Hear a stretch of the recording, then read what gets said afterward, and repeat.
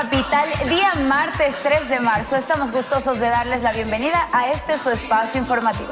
Con una tacita de café para disfrutar el día, ¿no? Para calentarnos un poquito. Para calentarnos un poquito y compartir esta hora de noticias políticas. Así que si va a salir, hay tráfico por la Simón Bolívar en Quito, José María Velasco Ibarra.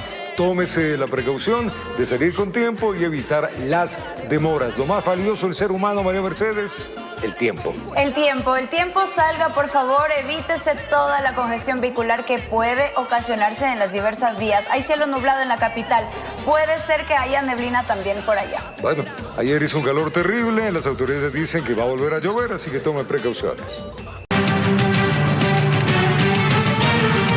Para las 7 de la mañana, el gobierno de Ecuador lanzó una nueva fase en la lucha contra el crimen organizado. ¿Qué incluye? Esto, un toque de queda en 4 provincias, además, operaciones conjuntas con países aliados de la región. El anuncio se realizó durante el aniversario de profesionalización de la Policía Nacional, acto en el que se incorporó a las filas de esta institución a 398 nuevos integrantes. Veamos.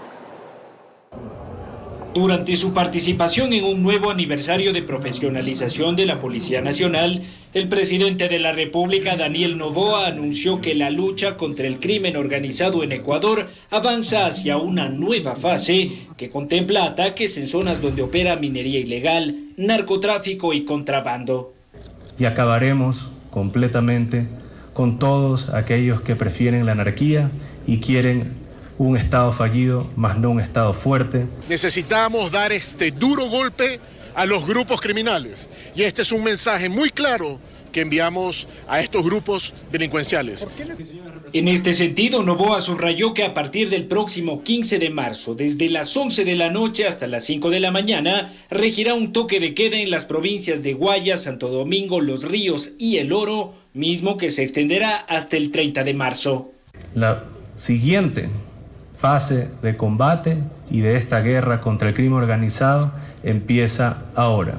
Estamos en una guerra, estamos dando pasos decididos en el combate contra el narcotráfico y los grupos delictivos, así que es fundamental y necesario que permanezcan en sus casas en los horarios que el señor presidente ha dicho, que es a partir de las 11 de la noche que comienza el toque de queda y hasta las 5 de la mañana. A la par de este anuncio, el primer mandatario informó que Ecuador participará de operaciones militares conjuntas con países aliados de la región para atacar al crimen organizado. Este mes lucharemos con nuestros aliados de la región en operaciones militares y policiales muy importantes. Noboa precisó que una de las naciones con las que se desplegarán estas acciones es Estados Unidos. Pablo Dávila, comandante general de la policía, señaló que la institución ha intensificado sus esfuerzos contra la delincuencia organizada mediante intervenciones focalizadas, fortalecimiento de la inteligencia y control territorial estratégico.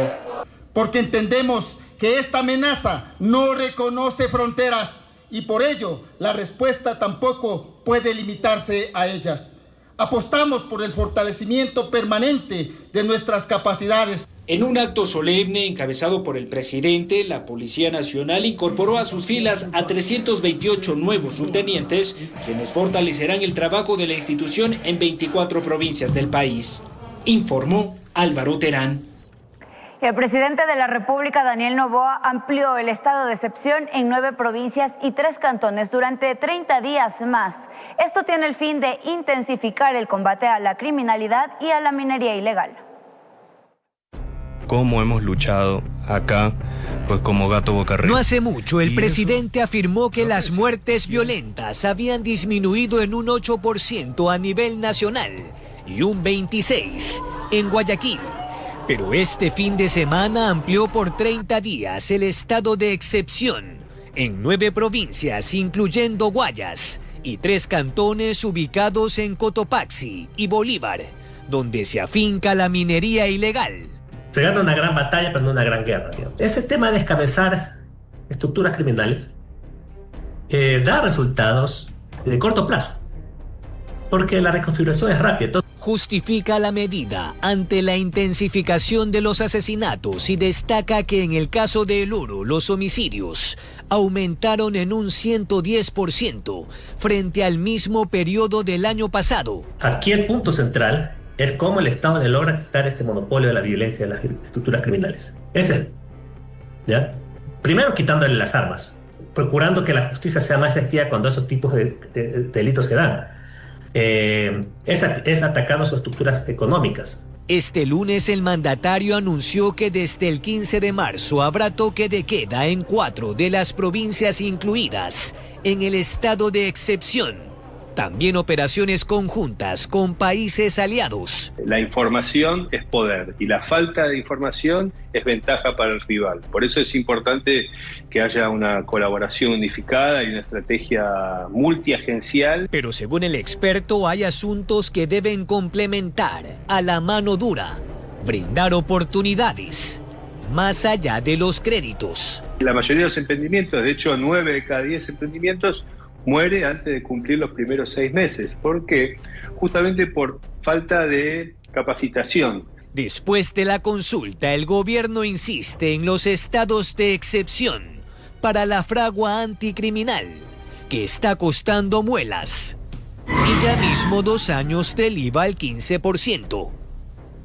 Informó Jorge Escobar. 20.000 personas perjudicadas y más de 5.000 viviendas afectadas se registran por las lluvias a escala nacional. 8 provincias declaradas en emergencia, ya les contamos. Empresarios de Ecuador y Colombia demandan a los mandatarios de los países que se sienten a buscar soluciones a la vigencia de las tasas de seguridad del 50%. Entre tanto, exhortan para que de buena fe la medida se suspenda temporalmente por las afectaciones económicas que estarían enfrentando.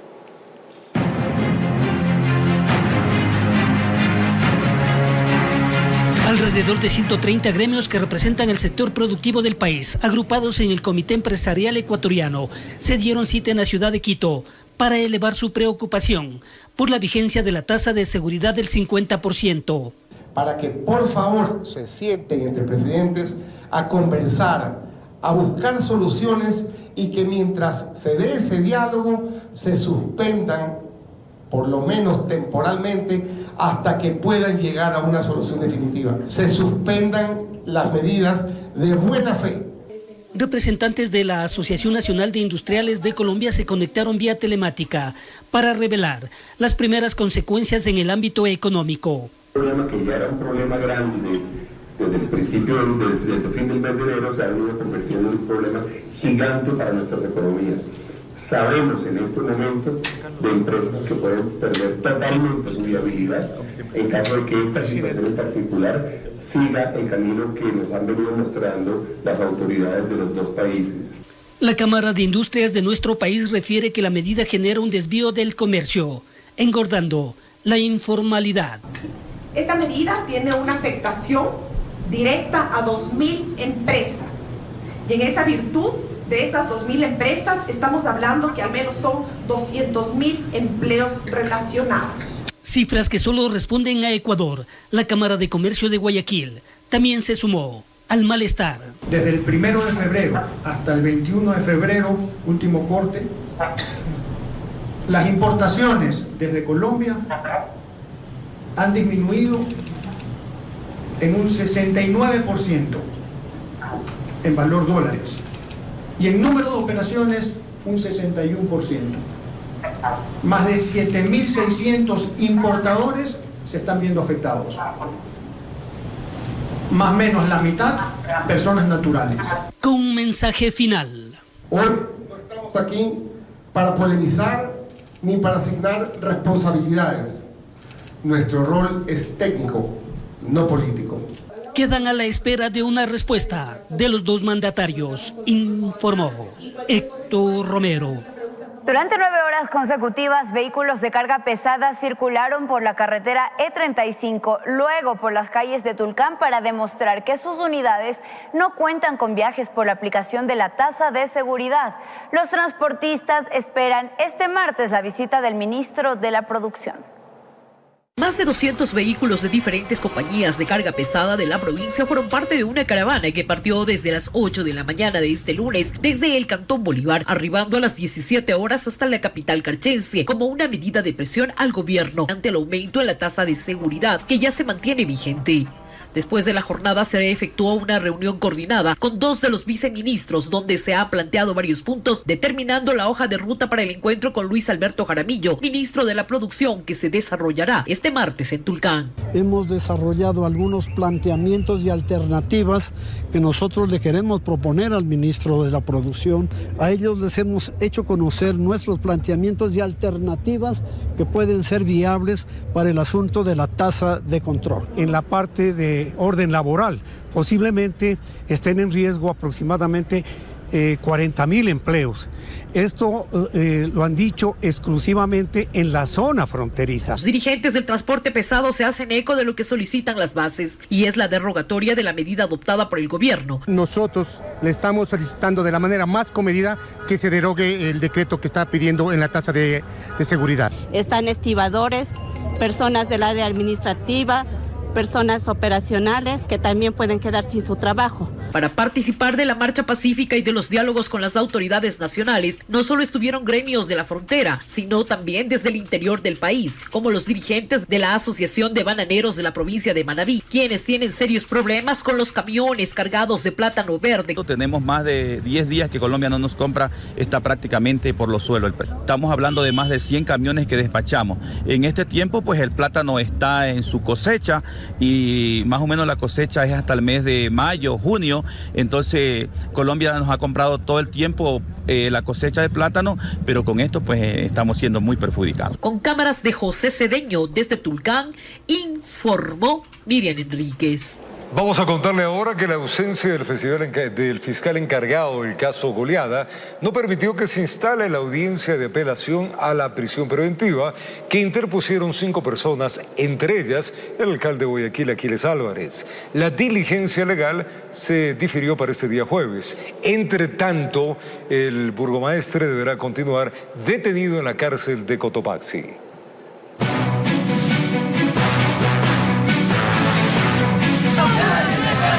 Desde muy temprano la mañana de este lunes, en los exteriores del Complejo Judicial Norte de Quito, se apostaron simpatizantes del alcalde de Guayaquil.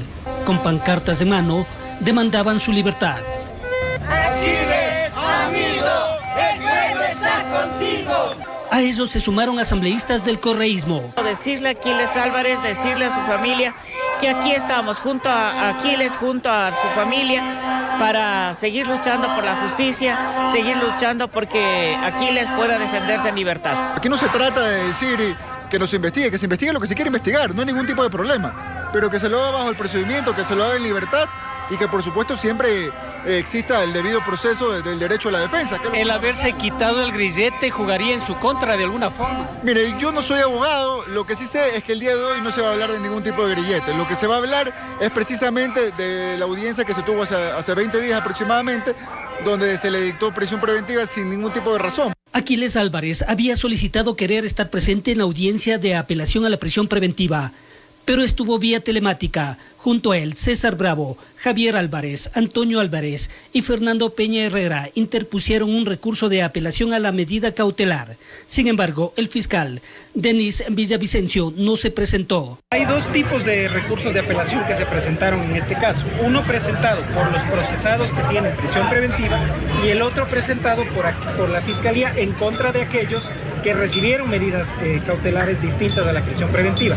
El abandono se ha declarado para aquellos que presentaron, en este caso Fiscalía, quien presentó una apelación en contra de las medidas sustitutivas de la prisión preventiva, algo que no tiene sentido. Y el que no hayan comparecido se declara el abandono, es decir, Fiscalía no podrá solicitar nuevamente una prisión preventiva solo en el caso de que no se cumpla con las medidas alternativas. Entre tanto, Álvarez deberá permanecer en la cárcel de Cotopaxi por el caso Goleada, donde se investiga presunta delincuencia organizada con fines de lavado de activos y defraudación tributaria, informó Héctor Romero. Los jueces anticorrupción Carlos Serrano y Cristian Fierro dejaron de integrar el tribunal que conoce el dominado caso AAA, proceso en el que figura como procesado el alcalde de Guayaquil, Aquiles Álvarez, junto a otras 21 personas naturales y jurídicas. La decisión fue adoptada por el magistrado del Tribunal Penal Especializado para el juzgamiento de delitos relacionados con corrupción y crimen organizado, quien aceptó las excusas formales presentadas por Serrano y Fierro.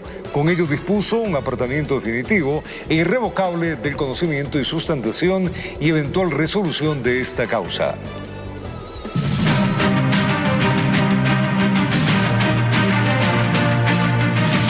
Cambiamos de tema. El acuerdo ministerial sobre jornadas especiales de trabajo espera su publicación en el registro oficial para que empiece a tener un efecto jurídico. El ministro del ramo anticipó que esta normativa ha sido socializada y que ya se han efectuado varios ajustes, aclarando que no modifica los derechos laborales ya adquiridos. El acuerdo ministerial con el que se busca flexibilizar la jornada laboral en el país aún no entra en vigencia y está a la espera de su publicación en el registro oficial. Así lo confirmó el ministro de Trabajo, Harold Burbano, quien explicó que el documento continúa en revisión y ha sido objeto de 3 ajustes desde que se difundió el borrador inicial el pasado 19 de febrero. Buscamos primero formalizar a todas estas personas que ya se encuentran trabajando en restaurantes, en centros turísticos, en centros comerciales, en empresas grandes también. El funcionario recalcó que mientras no se cumpla con el trámite formal de publicación, el acuerdo no tiene efecto jurídico. Sería el día de hoy, ya que se haga, ya se envió la publicación al registro oficial. Apenas esté, haremos la información clara a través de los canales correspondientes del Ministerio de Trabajo. Entre los cambios incorporados se encuentra la aclaración de que en empresas con contratos colectivos, cualquier adecuación de la jornada especial deberá constar expresamente en ese instrumento y no podrá acordarse de manera individual. También se especificaron los rangos de horarios continuos y discontinuos que podrían pactarse, con el fin de evitar interpretaciones erróneas sobre un supuesto banco de horas. Asimismo, el documento delimitó los casos excepcionales en los que podrán establecerse jornadas de hasta 12 horas, como en el sector del transporte, que cuenta con regulación específica. Se distorsionó también el tema de las 12 horas que era exclusivo para los transportistas. Además es una jornada que tiene 2 horas intermedias de descanso. Eso se ha puesto ya de manera expresa en el acuerdo, que es exclusivamente para los transportistas que pueden manejar este tiempo. Y claro, tenemos jornadas reducidas como la jornada de los radiólogos o jornadas de personas que trabajan en subsuelo, que no pueden superar las 6 horas al día y 1 hora extra suplementaria que tiene que ser pagada conforme a la ley. El ministro insistió en que la propuesta no modifica derechos laborales vigentes, sino que regula el procedimiento y fija un plazo de 10 días para que el ministerio apruebe o niegue las solicitudes de jornadas especiales. De no existir pronunciamiento en ese término, se aplicará una aprobación tácita y se establecerán responsabilidades para el funcionario que no emitió resolución. Mientras tanto, el acuerdo ministerial permanece en fase final de ajustes y a la espera de su publicación oficial, requisito indispensable para que pueda aplicarse en todo el país, informó Miguel Ángel Bedoya. Un ataque al estilo sicariato terminó con la vida de un reconocido comerciante y corredor de motos en Manta. Ya le contamos detalles de esto. Ecuador y Emiratos Árabes Unidos firmaron el Acuerdo de Asociación Económica Integral que permite el acceso preferencial de productos ecuatorianos a este mercado. El gobierno de Daniel Noboa aseguró que hasta el 2030 se prevé incrementar las exportaciones hasta los $1.000 millones anuales. Veamos. Tras 7 meses de negociaciones, Ecuador firmó el Acuerdo de Asociación Económica Integral CEPA con Emiratos Árabes Unidos. Este instrumento comercial fue suscrito durante la visita del príncipe heredero de Abu Dhabi a la ciudad de Quito. Este acuerdo comercial permitirá el acceso preferencial a cerca del 98% de la oferta exportadora ecuatoriana negociada. El ministro de Producción, Luis Jaramillo, mencionó que los productos de estrella de nuestro país serán los más beneficiados. De forma inmediata hay un acceso preferencial con 0% de arancel al 75% de nuestros productos. El acuerdo incluye el 98% de nuestros productos. Quedó fuera un 2% que por razones culturales, de hábitos de consumo, no los consume Emiratos, como el caso de la carne de cerdo o los licores, por ejemplo. Según el Ejecutivo, con la entrada en vigor de este acuerdo, se estima que las exportaciones ecuatorianas hacia este destino podrían alcanzar hasta los $1.000 millones anuales hacia el 2030. Internacionalistas, por su parte, afirman que este acuerdo no solo tiene una lectura económica, sino también política, pues Ecuador reafirma su cercanía con Estados Unidos y sus aliados comerciales en Medio Oriente. Hay una estupenda relación geoestratégica, geopolítica, con uno de los principales socios en materia de seguridad de Occidente en Medio Oriente, que es Emiratos Árabes Unidos. Entonces eso reposiciona al Ecuador en el contexto de las naciones, especialmente en un momento de crisis en la relación Occidente-Oriente. Emiratos Árabes, indican, es la puerta de entrada al mercado árabe que demanda una enorme cantidad de productos agrícolas exóticos y de alta gama. La puerta de entrada a política, una buena relación con Occidente y con los Estados Unidos en Medio Oriente es Emiratos Árabes, y de una buena relación comercial con el resto de países de la órbita es el mismo país, pero esto en términos comerciales, en términos de relación comercial. El mercado del Medio Oriente pues es un mercado que tiene mucha liquidez y que además gusta de productos de lujo, ¿no? Y que además, bueno, gusta de nuestras frutas exóticas, etcétera. Entonces es un acuerdo muy beneficioso con mucha proyección. Con este tratado, Emiratos Árabes Unidos podrá exportar a Ecuador tecnología, derivados de petróleo y maquinaria industrial con aranceles preferenciales. Creo que también se debe trabajar mucho, aparte de este instrumento comercial, en instrumentos de transferencia tecnológica, porque de alguna forma, digamos, toda esa tecnología, esos avances que ellos tienen ahora en su nivel productivo, pueden ser también importantes para el Ecuador. El gobierno de Daniel Noboa espera que este y otros acuerdos comerciales sean ratificados a la brevedad posible por la Corte Constitucional. Informó Álvaro Terán. Sujetos armados asesinaron a un joven de 26 años en el noroeste de Guayaquil. La víctima recibió más de 10 disparos. Los detalles en minutos. Más noticias. El Consejo Nacional Electoral prepara un reglamento que busca regular la publicidad en las redes sociales exclusivamente de los candidatos al Consejo de Participación Ciudadana y Control Social en 2027, dando cumplimiento así a una sentencia del Tribunal Contencioso Electoral.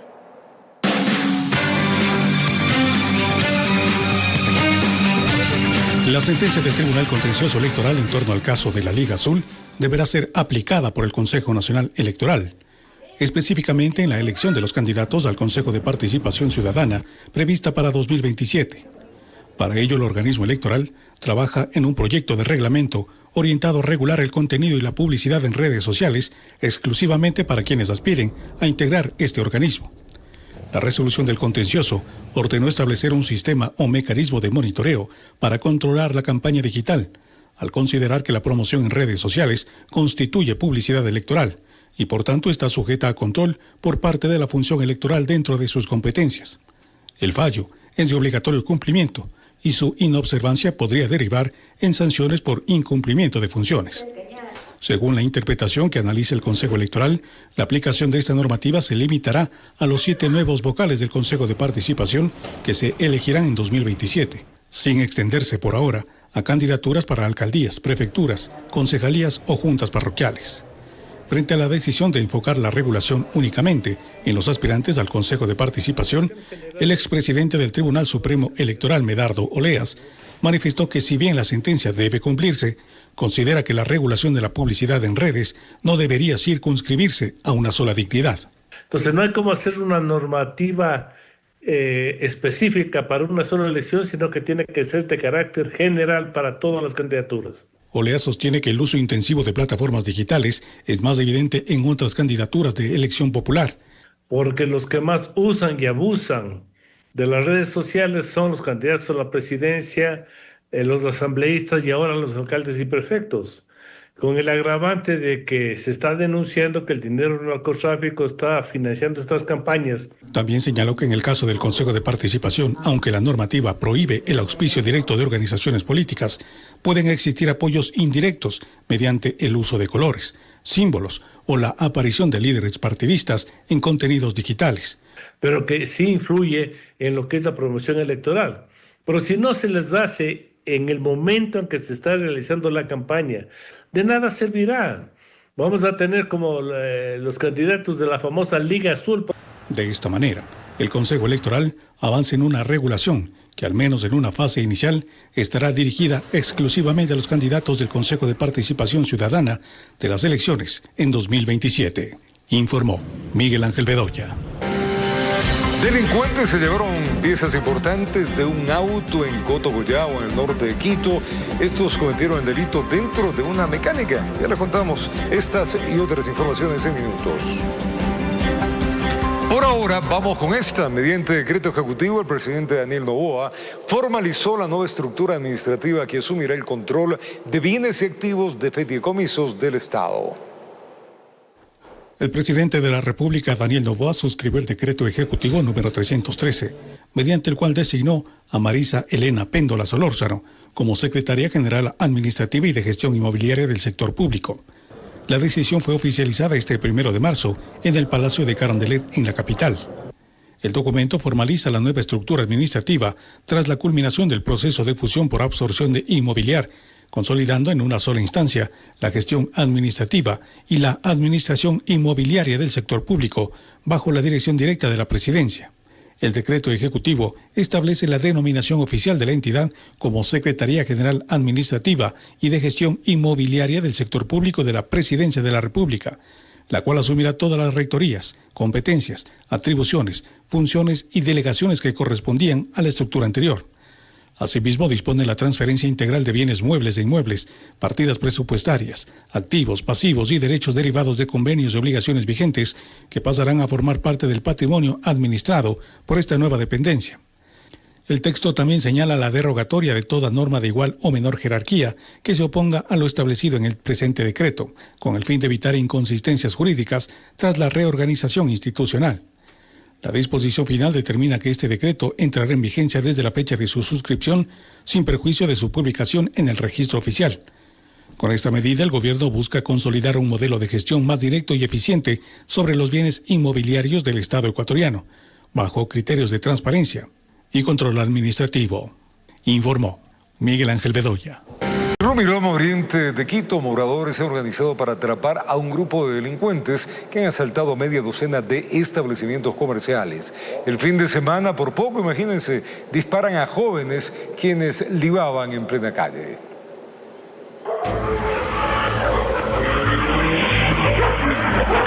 Rumiloma, Oriente de Quito. Mire bien este carro sin placas. Quienes van dentro apagaron las luces y avanzaron por la calle de tierra. Durante la madrugada también los captaron. Estuvieron estudiando la zona. 2 días después, los volvieron a ver. Un joven corre y el auto avanza a velocidad. Las víctimas, esta vez, un grupo de amigos que libaba afuera de una licorería. Entonces los sorprendieron. Todos corrieron y solo uno de ellos fue por esta calle desolada.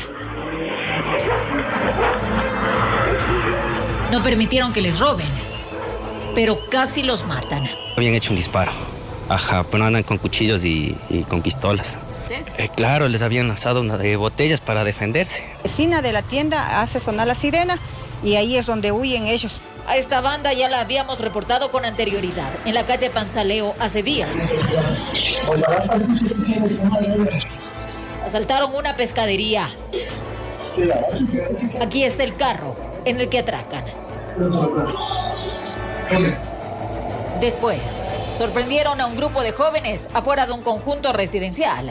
Se les llevaron el automotor, que horas más tarde fue ubicado desmantelado. Pero ese carro anda todos los fines de semana rondeando el barrio. Por eso los moradores están en alerta. Desde el fin de semana se han organizado en cada cuadra y han activado las alarmas para dar con esta banda. Porque afirman, serían los mismos que hace un par de meses protagonizaron tremenda balacera cuando intentaron robar en un inmueble. Están bajo advertencia. Ya hemos decidido que aquí el ladrón cogido será justiciado. Informó Marilyn Jaramillo. Continuamos con más noticias. En otro caso, delincuentes se llevaron piezas importantes de un vehículo en Cotocollao, en el norte de Quito. Allí los antisociales cometieron el delito dentro de una mecánica donde estaba el automotor para reparaciones.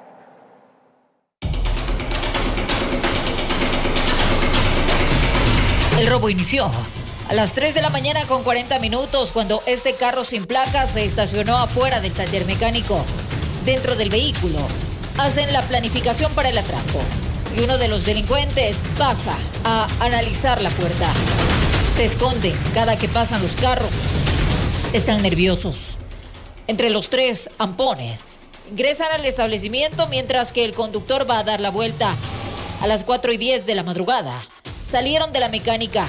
Se llevaron varias pertenencias que las colocaron en la cajuela y huyeron.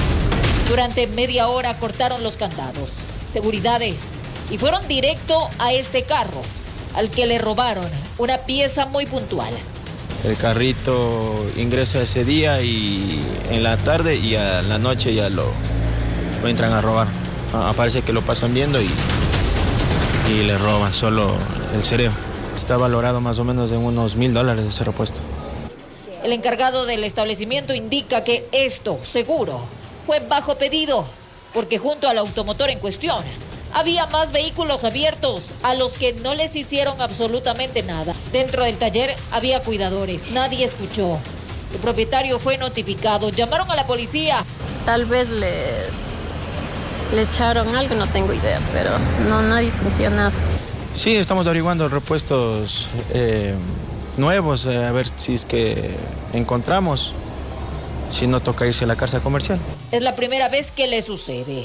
Indican quienes viven en este punto de Cotocollao, pues hay ladrones que merodean los locales y nadie por aquí, menos los patrullajes. Informó Marilyn Jaramillo. Atención, ciudadanos denuncian haber sido multados de manera irregular con infracciones de tránsito. ¿Qué es lo que usted puede hacer para solucionar este hecho? Expertos en derecho nos darán las luces de cómo hacerlo. Un robo en un local comercial en Pomasque quedó grabado por las cámaras de seguridad. El delincuente trepó paredes y rompió el techo del lugar para ingresar al inmueble. Realmente increíble. Veamos.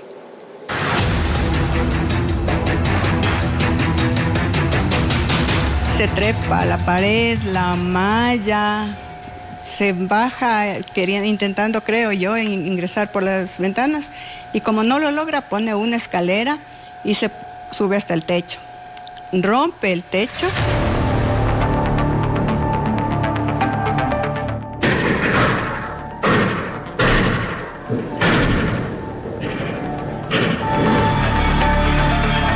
El hombre permaneció por cerca de 2 horas en el interior del lugar. Se dio modos para vulnerar sus seguridades y llevarse todo objeto de valor que encontraba a su paso. Procede a bajarse la televisión, se lleva la televisión, un parlante, las computadoras, 2 computadoras, una de local y otra personal de mi hija, un teléfono celular, timbres de mesas, el reloj de las mesas de los timbres que usan las meseras y un poco de dinero que teníamos en efectivo. Al parecer ya tenía estudiado el sitio. En los videos de seguridad se observa cómo ingresa y va directo al mostrador. Llena sus manos y bolsillos con unas monedas y objetos tecnológicos y rebusca todo lo que tiene en su camino. Nosotros encontramos que tanto en la ventana del segundo piso como del tercer piso había marcas de sangre, huellas de pies descalzos, de manos sucias. Y como llovía torrencialmente ese día, esa madrugada, el local estaba completamente inundado de la lluvia que había ingresado por el techo. Su rostro se viralizó rápidamente en las redes sociales y al parecer es conocido en la parroquia de Pomasque. Incluso dicen que para la policía su accionar es habitual, pero por la falta de denuncias presuntamente se ha convertido en un cliente fijo de la famosa puerta giratoria. Nosotros tenemos conocimiento de que este sujeto ya tiene varios robos en varios locales comerciales, se mete a los restaurantes, a los burgers, se lleva los tanques de gas. Este sujeto le han sabido conocer como el Manotas, sigue haciendo de las suyas porque nadie le denuncia. El robo asciende a más de $1,000 según sus afectados y en esta ocasión el trámite judicial se encuentra en marcha. por lo que la policía ya está tras sus huellas para dar con el paradero del maleante. Informó Mauricio Sánchez. Varios sujetos quienes se movilizaban en un vehículo llegaron hasta la Florida con la aparente intención de sustraerse un carro que se encontraba estacionado.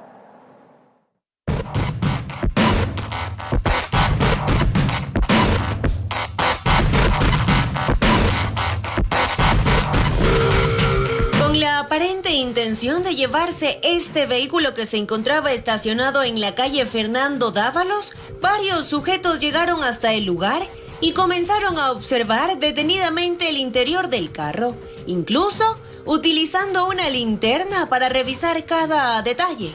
Tras inspeccionarlo, se retiraron del sitio como si desistieran de su objetivo. Pero no, minutos después regresaron, esta vez decididos a concretar el robo. Al notar la presencia de una cámara de seguridad en el sector, uno de los individuos la giró de inmediato con la intención de evitar que sus movimientos quedaran registrados y así actuar sin dejar evidencias. Iba a ser las 3 de la mañana.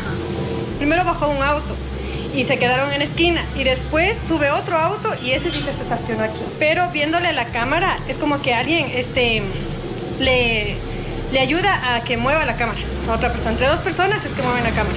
Mientras tanto, los hombres encapuchados se mantenían cerca del vehículo, listos para ejecutar el plan. La situación dio un giro inesperado cuando los propietarios del automotor salieron de su vivienda, lo que frustró el intento y obligó a estos sospechosos a retirarse rápido de este sitio. ¿Cuál era la intención? ¿Que llevarse el carro o...? Sí, el carro. O sea, llevarse el carro. En el sector, relatan moradores y comerciantes, ya se han registrado varios robos, lo que mantiene en alerta a quienes viven en la zona. En las horas de la noche se cierra, pero a veces sí se escuchan gritos aquí en esta esquina. Por ejemplo... ¿Por robos? Sí, auxilio, gritando. Se roban los carros, otro hubo más arriba también hace un tiempo que igual se robaron. Le abrieron el carro y se lo llevaron. Y es que la preocupación crece ante la presencia de estos sujetos que merodean las calles con claras intenciones delictivas, por lo que temen que continúen en el sector haciendo de las suyas. Y alguien le vino un carro negro y le quitaron la computadora, el teléfono, o sea, el bolso, la maleta completa lo quitaron y se fueron llevándose. Pese a que hay guardias. Hay guardias, sí. Por eso es que cada cual tiene sus llaves para poder ingresar y no podemos dejar ingresar a cualquier persona que no conozcamos. Estamos de regreso, amigos, con información. Gracias por acompañarnos. Ciudadanos denuncian haber sido multados de manera irregular con infracciones de tránsito. Expertos en derecho señalan que estos casos sí pueden ser impugnados ante un juzgado para solicitar la nulidad de esta sanción.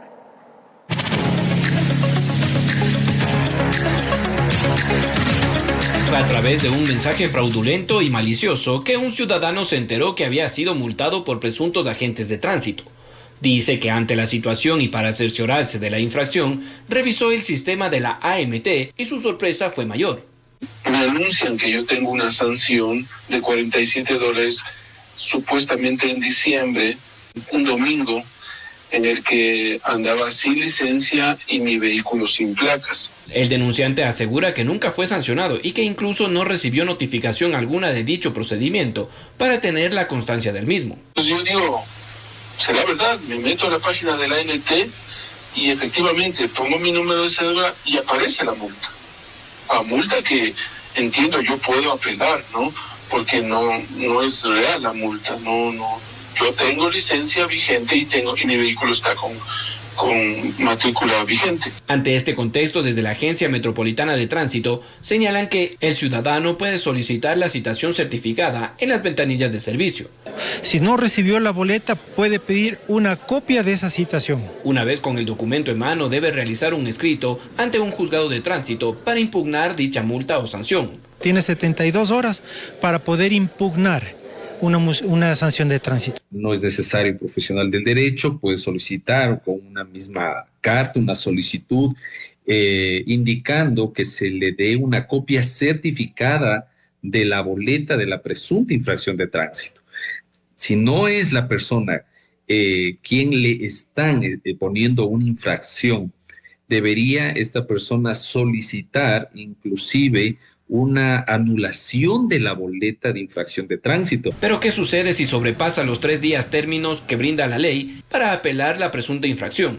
El jurista Leonardo Tipán, experto en temas de tránsito, señala que todo procedimiento debe ser notificado al correo electrónico del ciudadano y al no recibir puede servir como elemento de impugnación. Porque si no tiene pruebas, si no fue notificado un correo electrónico, si ni siquiera no hay fotografías del lugar, la fecha, la hora, estamos hablando de que es una boleta totalmente nula. Puede inclusive el derecho de activar a una unidad judicial de tránsito del país para solicitar la anulación por falta de notificación. Enfatiza que es un derecho del ciudadano impugnar estas presuntas infracciones fraudulentas y que las investigaciones incluso pueden sancionar al agente o funcionario que emitió dicha sanción indebida. Informó Mauricio Sánchez.